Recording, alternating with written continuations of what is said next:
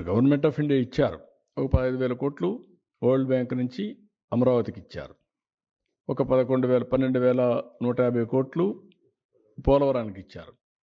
ఒక 11,114 కోట్లు రివైవల్కి ఇచ్చారు. సరే, మిగిలిన కొన్ని మేము ఈ వర్క్స్ అన్ని మీద పెట్టడానికి కొంత శాఖ కింద కొంత ఫండ్స్ ఇచ్చారు. కానీ ఆ డబ్బులు నేను వెల్ఫేర్కి ఇవ్వలేకపోతున్నాను. కనీసం అక్కడ పెడితే రివైవ్ అయితే, డెవలప్మెంట్ అయితే నాకు ఆదాయం పెరుగుతుంది. ఆదాయం పెరిగితే ఇస్తాం.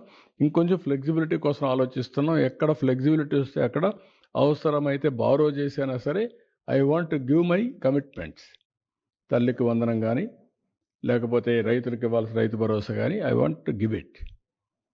ఏది రైతైనా అవస్థపడాలి, గవర్నమెంట్ అయినా అవస్థపడాలి. నాకు ఫ్లెక్సిబిలిటీ ఉంటే నేను అవస్థ తీసుకోవడానికి సిద్ధంగా ఉన్నా. I will give it. ఆ ప్రయత్నంలోనే అనునిత్యం ఉన్నాం.